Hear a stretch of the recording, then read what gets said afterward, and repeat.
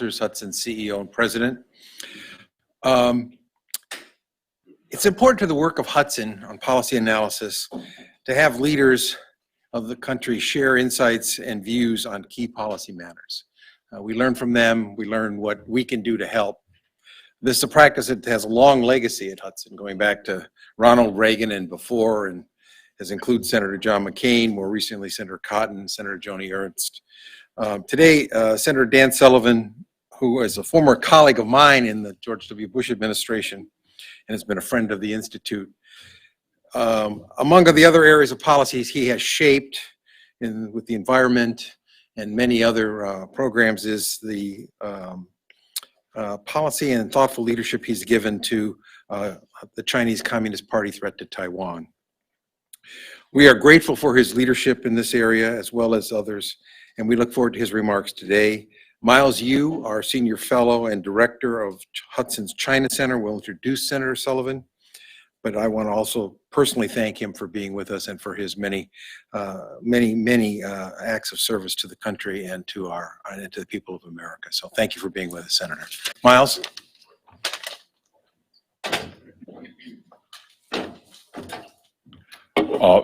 Thank you, President Waters. My name is Miles Yu. I'm a senior fellow and I'm the director of the China Center here at Hudson. Before we start, I have just a few housekeeping matters. First of all, this is a live stream event, so please mute your electronic devices, right? And also, the senator will speak for about 35 to 40 minutes, and before we go to the Q&A. To save time, please write down your questions beforehand, and then follow the instruction over there and send it to us, and I will read, not screen your questions. Okay, and then if you're from Code Pink or other organizations, please just keep in mind that we encourage a civilized exchange. So we here at Hudson, we also have, you have pink code, we have code pink, we have a code red, prohibiting disruptive behaviors. So I was supposed to introduce Senator Sullivan by telling you his career, but then I look at his career is very illustrious, too long. So well, what we've done is we print his detailed bio in your seat, so you can have reference there. And I'm just going to highlight a few things that about Senator Sullivan. He is from Alaska. It's AK, not A-L-A-R-O-A-Z. Alaska is a frontier state. Frontier state means is not necessarily means a lot of bears or salmon. There's a reason why our enemy fly balloons and first enter Alaska, because that's a frontier area of our national defense. If China shoots ICBM to destroy America, all the ICBM will have to fly over Alaska. So our Alaska is the frontier of our national defense. But this is not just about China and America, because the China threat is global, and standing at the crossroads of that epic struggle between freedom and tyranny is Taiwan. So there's no person better qualified to talk about issue than Senator Sullivan. Sullivan is the 8th senator from Alaska, and he has been a successful lawyer, government administrator, and he, but most impressively, he is also a professional soldier. He is the only senator still serving in the U.S. military today. He is an officer, Colonel Sullivan, in the U.S. Marine Corps Reserve. So he knows the playbook of a war. He knows the importance and the grave nature of this struggle between freedom and tyranny. So, ladies and gentlemen, please welcome Senator Dan Sullivan of Alaska. Thank you, Miles. Okay, good morning, everybody, and thank you for that kind introduction. And John, great to see you. Thank you for your tremendous leadership. I think some of you know Walter Lohman. Where's Walter? Who's doing a great job for me. So I have a really wonderful team, but I can't thank Hudson enough on all the great work that you do, informing policymakers, coming up with your own policies that help us. It's just, trust me, it is tremendous. It is needed now more than ever. So I really want to thank you. I know that your new fellows and people who are associated with Hudson, it's a embarrassment of riches. Like John, many of us have served together. I was looking at it. Mike Pompeo, H.R. McMaster, Elaine Chao, your former president, Ken Weinstein. I mean, it is a great group. So continue that fantastic work. And it really has an impact on so many of us. We need it now more than ever. So thank you very much for that. Miles, I appreciate the introduction, but also the reference to Alaska, right? We are... Billy Mitchell, the father of the U.S. Air Force, called Alaska the most strategic place in the world. And you are absolutely correct. Any threat to America, ICBM, hypersonics, cruise missiles that are targeting Chicago or New York, they're all going to come over my state. And we're going to shoot them down and retaliate. But that's a whole nother topic. But so thank you for that. I think the last several weeks have just... highlighted in people's minds the strategic importance of the great state of Alaska that I'm honored to serve as their senator. So I'm going to go through a speech that I've been trying to give all over the place. And you have it right here. So hopefully, do you have this? Okay. So you have the little handout. It's essentially the speech. You can use it. Take a look. We're going to have some slides up. I'm going to try and get through it fairly quickly. But to save some time from Q&A, because one thing I like about the Q&A is that I and my team, we learn a lot too. So this is a conversation. But the focus of my speech is the intensifying threat to Taiwan by the Chinese Communist Party and Xi Jinping. And one thing I always like to do when I start this speech is I try to make it clear that today we're talking about the Chinese Communist Party, Xi Jinping, not the Chinese people, who in my view in many ways are themselves oppressed. And so I think that's very important. You know, it shouldn't be just China. It's the Chinese Communist Party, the PLA, Xi Jinping, and the threat, what we should try to do about it. And I think it's one of the most important issues facing our nation and literally the world. So some of you may have heard of this exchange that I had with then Indo-PACOM Commander Phil Davidson in March of 2021. It was an Armed Services Committee hearing. And I asked the question, hey, when do you think Xi Jinping and the PLA are going to make the move on Taiwan? You might remember it made news all over the world because he was pretty adamant that this was a threat that wasn't very far away, but was pretty darn close. He said, I think the threat of an invasion of Taiwan is manifest during this decade. In fact, within the next 6 years. That's Indo-PACOM. That was 2 years ago. That's serious business. His current successor, Admiral Aquilino, who's doing a great job. When I'm in my Marine Corps capacity, I'm the Chief of Staff on the reserve side for Marine Forces Pacific Command. So Admiral Aquilino is like 7 levels above me when I go out there. But he's doing a fantastic job, and he has agreed with that assessment. And as a matter of fact, many in the Biden administration have also agreed. The Secretary of State, Secretary Austin. So it's a threat right now. And as we saw last fall in the annual meetings of China's rubber-stamped legislature, Xi Jinping emerged as the ultimate supreme leader, surprising the assessment of even seasoned China hands with his audacity.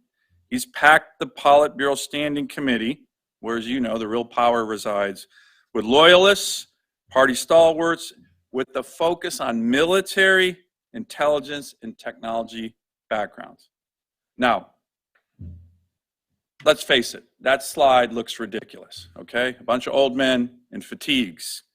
But that slide is saying something. That came out right after the party Congress. And I think it's this message. China is preparing for war. And we need to take that threat very seriously.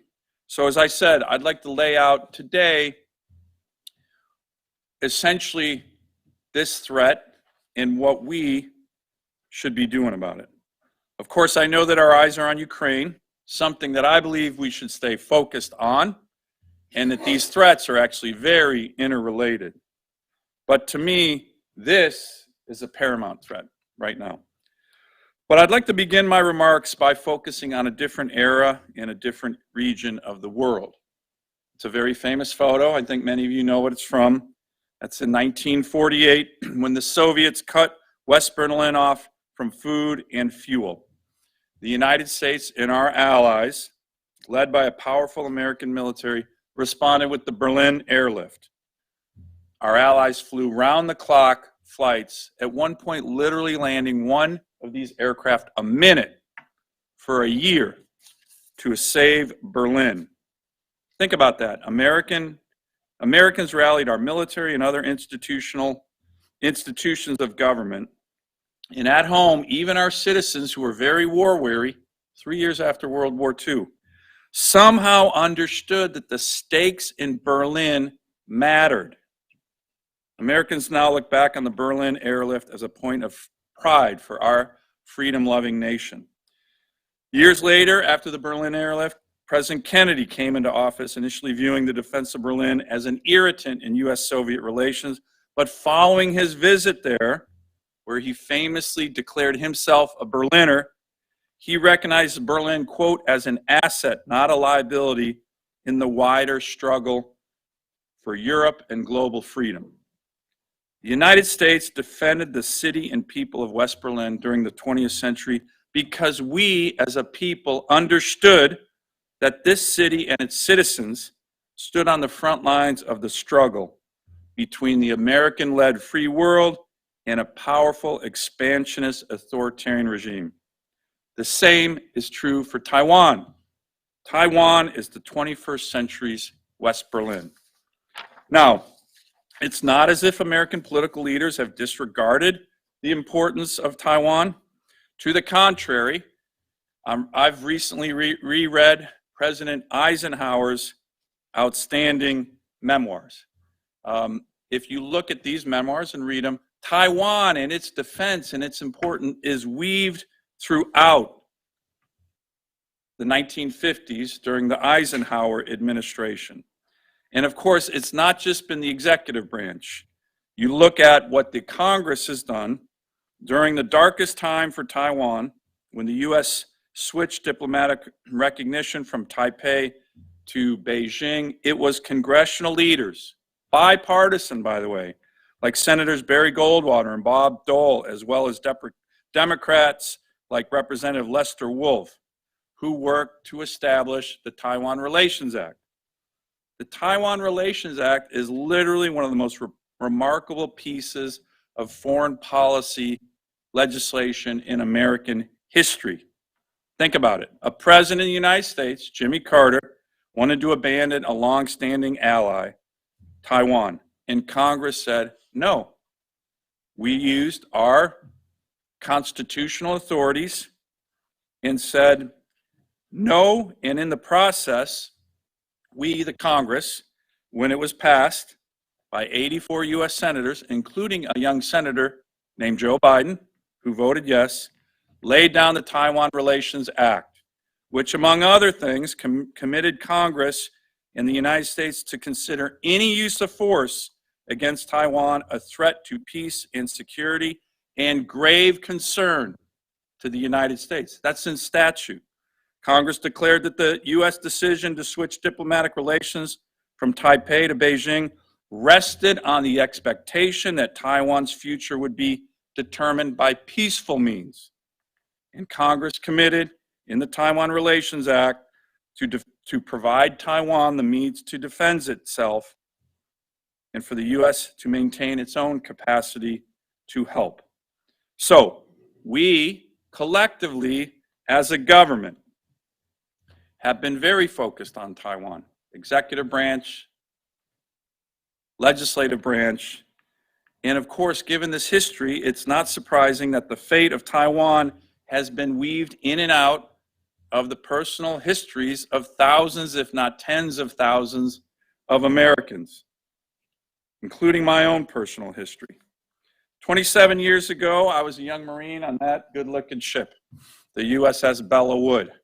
I was a young infantry officer, and this was during what is now referred to as the Third Taiwan Strait Crisis, 1995 and 96, the last time the Chinese Communist Party seriously threatened Taiwan. They moved the PLA up to the strait. They started shooting missiles over the island, all on the eve of Taiwan's first presidential election. President Clinton, to his credit, sent 2 carrier strike groups and a Marine amphibious ready group. And I was part of that. That was actually the ship that went through the Taiwan Strait at the height of that crisis. And that demonstration of American power and resolve was very important and still remembered in the region today. Our commitment to a partner in the region saying, you're not going to do this, Chinese Communist Party. Many years later, on a CODEL that I went on with Senator McCain when I first became a U.S. Senator, and I miss John McCain. He was a great mentor of mine. We were in a meeting with the new president, President Tsai Ing-wen, and she was asking each senator, have you ever been to Taiwan?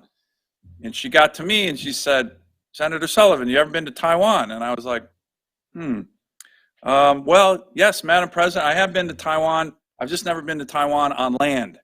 So this, as I mentioned, is part of so many Americans' personal history.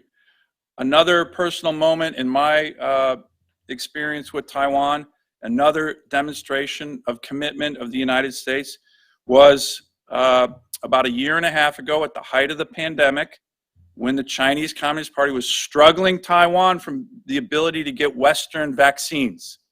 I led a CODEL with Senator Duckworth and Senator Coons, coordinating with the White House to deliver almost 1 million Western vaccines.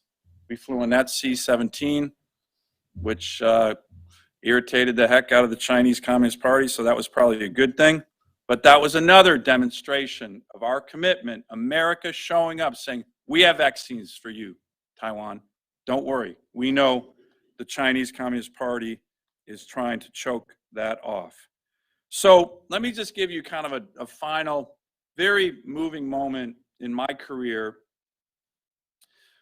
Like I said, on that first CODEL, I went to Taiwan with Senator McCain and a few other senators. When we landed, a State Department official who was working at the American Institute in Taiwan got on the bus as we were going to meet with the president, and I'll never forget his welcome. He said, welcome to Taiwan, a vibrant democracy of 24 million people with one of the most innovative economies in the world, a hub of trade and cutting-edge technology. And the only reason this place continues to exist on the map as such is because of the sacrifice and commitment of the United States of America, our people, our military, our government, to its survival. All Americans should be very proud of this. That's how I was greeted on that bus. And I like repeating that because most Americans don't know. Like, if it weren't for us, that island would have been gobbled up long time ago. Just look at the history. That's not an exaggeration. That is a fact. So, as I mentioned, American commitment and resolve on Taiwan has been part of our law, heritage, trade, economics, and military deployments for decades. But too few Americans actually know this history. We need to rebuild this understanding and be ready ourselves for the test of wills that I believe is approaching. And this starts with a better job of explaining to the American people collectively why Taiwan matters. That's why we're getting this speech out. That's why I'm giving this everywhere, the Senate floor, think tanks in Washington, D.C. I've been doing this, and I've been actually asking, and I've asked, and a lot of this speech is based on the material I've received. Many of our intel agencies, our think tanks, our combatant commands, this very simple question. What would the world look like in the aftermath of a successful invasion of Taiwan by the CCP? Okay, now, this is actually very little studied. You'd be surprised. I was surprised. There was very little studied. I tasked all these agencies, hey, help me think through what does it look like? What does the world look like? How are America's interests impacted? How are the interests of our allies impacted? And I think it's little studied because, let's face it, it's a very depressing assignment to think about a scenario, and I don't go into it here, one of three scenarios. The Chinese Communist Party launches an invasion, and we don't do anything. We let Taiwan fight alone, and they lose. Or we show up, but too late, we, the United States, and our military and our allies. Or we show up on time and have a big battle in the Taiwan Strait and lose. So what I am trying to do in these remarks today is paint that picture. Not how it happens, but in the aftermath, what the world would look like. And of course, it is not a world that is favorable to the interests of Americans, the West, or those of our allies. Let me go through a couple of the main reasons why. This is information that's, a lot of it's pretty obvious, but that I got back from all these different groups to explain why Taiwan matters. The first is that, and by the way, if there's going to be a war in the Taiwan Strait, we know it's going to be launched by one entity, Xi Jinping, the Chinese Communist Party, and the PLA, period. No one else is looking to launch a war. So this would be an aggressive action from the entities that I just mentioned. And the number one issue in terms of, well, not the number one issue, but one of the key issues is the blow to the U.S. global economy. A successful PLA invasion and takeover of Taiwan would be a massive blow to the commanding heights of the technology that powers our digital age. We all know Taiwan dominates the production of the world's most advanced semiconductors. In fact, Taiwan is home to 92% of the most advanced semiconductor production in the world. Imagine what would happen if that was not only taken offline, but controlled by the Chinese Communist Party. You know, if you look at the impact of the current chip shortage that started with the pandemic, these were the low kind of tech chips. The Commerce Department estimated alone that the US economy suffered damage of about $240 billion just from this lower chip shortage that we're seeing with regard to automotive production, trucks, and other things. Imagine what that would do with regard to the US and global economy if the most advanced chips in the world were not only taken offline, but possibly in the control of one of our biggest adversaries. The State Department recently came out with an assessment that they thought the number would be about $2.5 trillion. You want to talk about an impact? You want to talk about an impact to jobs? You want to talk about an impact? And think about our national security.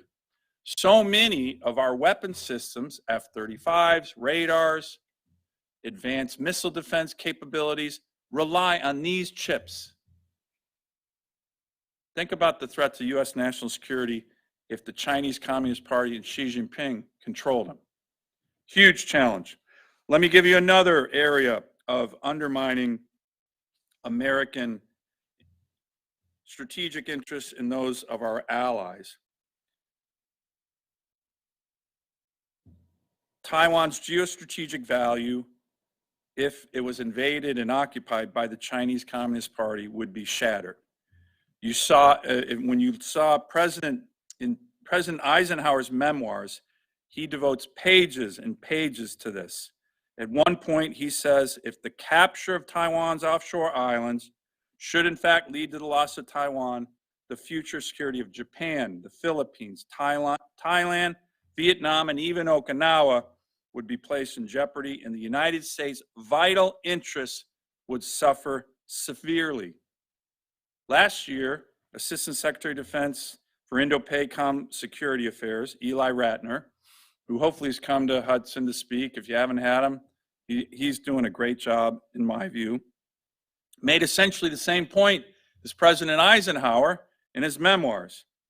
Critics rung him up for it, apparently calling Taiwan, quote, a critical node within the first island chain and an anchor of our network of U.S. allies and partners in the region, risks offending Beijing's sensibilities. But of course, Assistant Secretary Ratner and President Eisenhower were correct.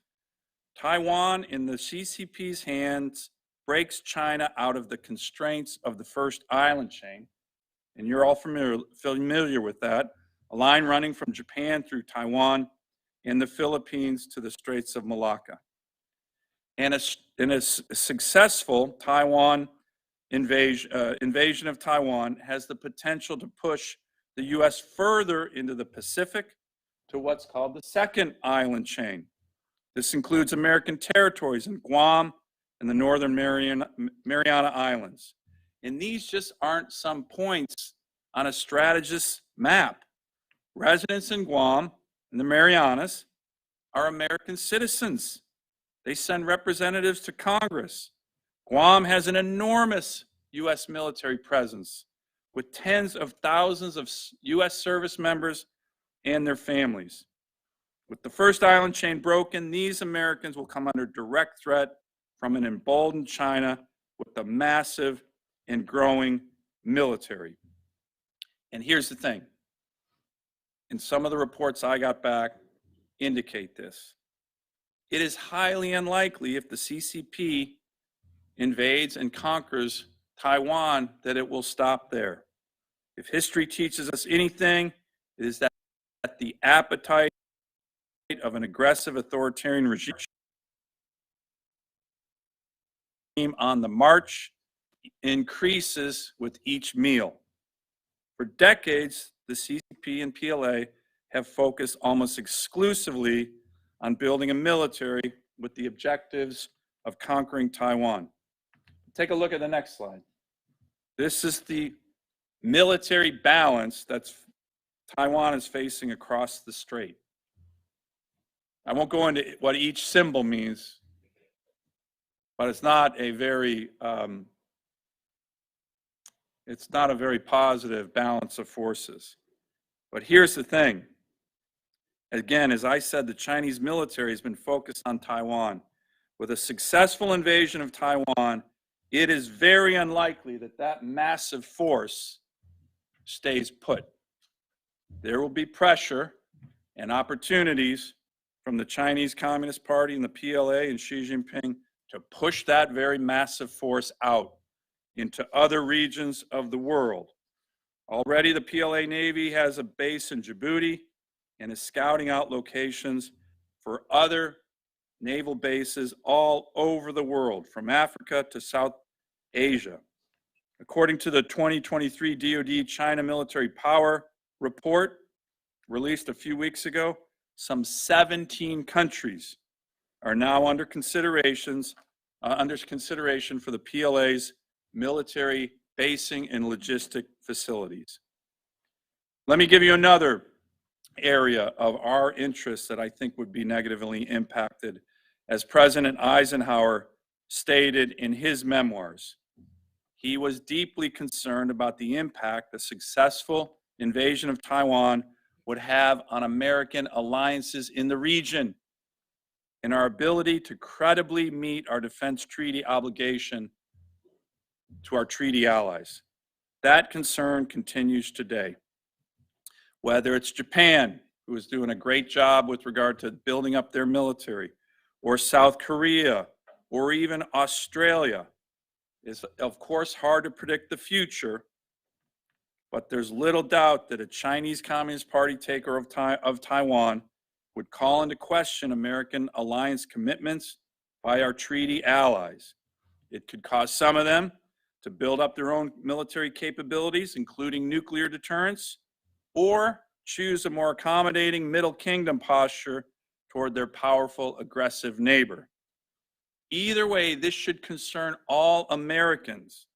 The questioning of our Pacific network of alliances that has undermined the security of the American homeland by balancing and deterring dangers from far from our shores would certainly make the United States less safe. Finally, let me just make one final point on our interest. A Chinese Communist Party takeover of Taiwan would give a global boost to the CCP's model of authoritarian governance that Xi Jinping has been offering the world.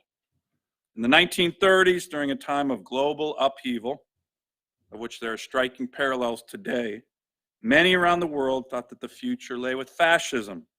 Such a future was alluring to millions. Democracy can be messy. It's still messy. Disagreements, sometimes ferocious disagreements, is the hallmark of representative government. And because of the transparency inherent in the democratic process of our governments, it's there for all the world to see, the good, the bad, and the ugly. The United States, along with other democracies around the world, ultimately prevailed against the rise of fascism during World War II. We did so by the force of arms, but also by the appeal to the university and immutable desire for freedom and self-governance. But a military takeover of Taiwan in the current global climate by the CCP could lead many to believe that, as Xi Jinping himself has put it, the CCP's totalitarian vision of a new choice for humanity, one that relies on techno-authoritarian control rather than self-government, is on the march around the world. We cannot be blind to those implications or the extraordinary new legitimacy the CCP would gain at home and abroad. And with that would come new forms of Chinese Communist Party aggression, not just in the region, but throughout the world. So the next slide I took from a slide deck during my Marine Corps duty out at Indo-PACOM. By the way, it's unclassified, so don't worry. But that is a good summary of the issues that we just talked about. What China would gain, what we would lose in the event of a successful military invasion by the CCP. It's in your pamphlet here, so I won't go through it, but take a look. This is a good summary of why Taiwan matters. So my purpose today was to paint a picture of what the U.S. and the world would look like in the aftermath of a violent CCP takeover of Taiwan. However, I do not want to just end the presentation here. As you can see, it's a world that none of us or our allies would want. And certainly the 24 million people on the island democracy of Taiwan don't want it either. And as I mentioned, to be clear, this would be an event fully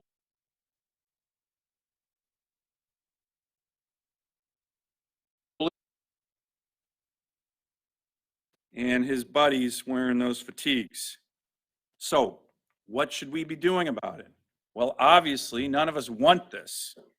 So I believe enhancing deterrence should be the top priority for U.S. policy.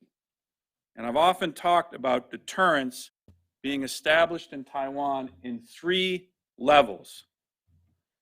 The first, of course, is making sure Taiwan has the capability to defend itself, as laid out in American law and the Taiwan Relations Act, and that they are acquiring the weapons they need, as well as advancing overall military readiness.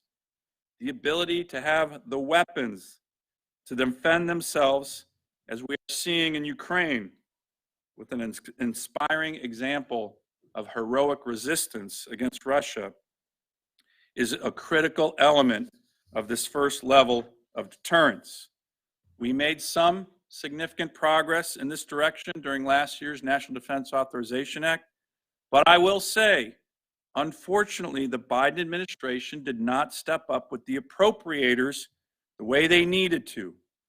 And so the most critical elements of the package that we had in the NDAA remains unfunded. For as much as we see secure, administer is still not getting the support and information we need in the Congress to meet Taiwan's military and defense needs. The second level of deterrence, of course, is what we've been talking about, would be America's response and those of our allies. As I've already mentioned, for decades, that has been the key level of deterrence that has prevented and dissuaded the Chinese Communist Party from invading Taiwan. But this certainly should not be taken for granted either. For 2 years in a row now, the Biden administration has put forward defense budgets that are inflation-adjusted cuts to our defense. Now, we in the Congress dramatically reject that, by the way, in a bipartisan way, and significantly increase the president's budget. I've been told by a senior administration official that they do that to appease the left, who hate, and the progressives, who hate big defense budgets, knowing that we will bolster it. By the way, that is the opposite of leadership, if that's true. So, the current budget shrinks the Navy. The current budget shrinks the Marine Corps. The current budget shrinks the Army. Okay? We're not going to let that happen in the Congress, even though the Republicans are in the minority. But who is emboldened by that kind of budgetary, military posture? Of course, Xi Jinping and Putin. So that's the second level, and we can't take that for granted. But I want to just mention the third level of deterrence, which is rarely discussed. But when you read the reporting, it might be the most important level of deterrence. Maybe even more powerful than the first and second levels. And that is employing all instruments of American power beyond our military with regard to our economic, trade, financial, and in particular, energy strengths that we have as a country, and lay out a package of sanctions now, preemptive sanctions, to say to the Chinese Communist Party and Xi Jinping, if you invade, here's what your economy is going to get. Here's what your people are going to get. This is why I introduced what's called the Stand with Taiwan Act. This is a very powerful package of sanctions that would be triggered by a military invasion of Taiwan. I think one of the things that we've learned from the brutal invasion of Ukraine by Russia is that comprehensive economic and financial sanctions have the best chance of deterring a conflict when they are clearly defined and ready to go before the conflict begins. So I've been working with my colleagues on both sides of the aisle to get this passed. And not only that, on CODELs all around the world, in Germany, at Munich, in Brussels, in London, in Korea, in Japan, I've been pitching our allies to do the same. Could you imagine if all of our key allies had similar legislation to that? 60 to 70% of the world's GDP saying to Xi Jinping, if you do it, here's what you're going to get. I think, and many others, including some in our intel services, believe that could have a huge deterrent effect on a Chinese military invasion of Taiwan. So let me conclude with this. With the invasion of Ukraine, it is clear we have entered a new era of authoritarian aggression led by Putin and Xi Jinping, like we saw in the 1930s. For nearly a century, American presidents of both parties have seen Asia and Europe's theaters, which if under hostile control would put U.S. national security interests at extreme risk. Generations of Americans have fought and died so that East Asia and Europe would not fall under the dictatorial control of U.S. adversaries. Both of these theaters are at risk today. The free world cannot be neutral in this contest between freedom and authoritarianism, especially in the Indo-Pacific region. American allies, power, and ingenuity helped build a world that provided more freedom and prosperity to more people than ever before. In fact, the United States and our democracy, bolstered by a strong military, has done more to liberate humankind from oppression and tyranny, literally hundreds of millions of people, than any other force in human history.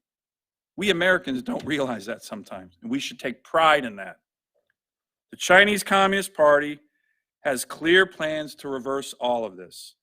It knows exactly what it wants to accomplish: to make the world safe for its tyrannical government, to profit off the export of its authoritarian model to other countries, to separate America from our democratic allies, and to erode U.S. leadership in the region. A world governed by Xi Jinping's totalitarian vision would be a world unsafe for America and our friends. And that's why Taiwan is so central to the future of the free world. Like Berlin last century, it is a thriving, prosperous Chinese democracy that holds free elections with power bounded by the rule of law. For that reason, it threatens the CCP's central premise that one man ruling in perpetuity by crushing all dissent knows what is best for 1.4 billion people. The Chinese Communist Party has already crushed Hong Kong, once a bastion of liberty, and the free world barely raised a voice in protest.